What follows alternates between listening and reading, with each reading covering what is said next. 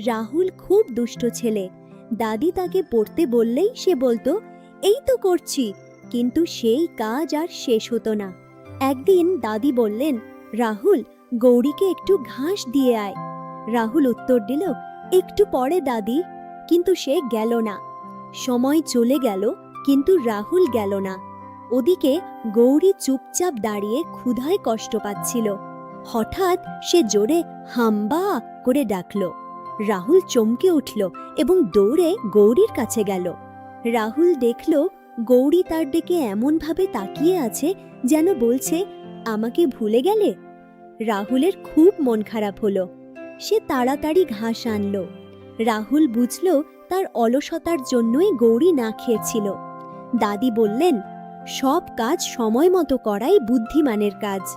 রাহুল ক্ষমা চাইল, সরি দাদি, আর এমন করব না।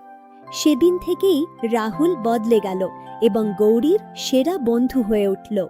মনে রাখবেন, যে কাজ সময় মতো করা হয় সেটাই সত্যি ভালো কাজ। আজকের গল্পটি এই পর্যন্তই।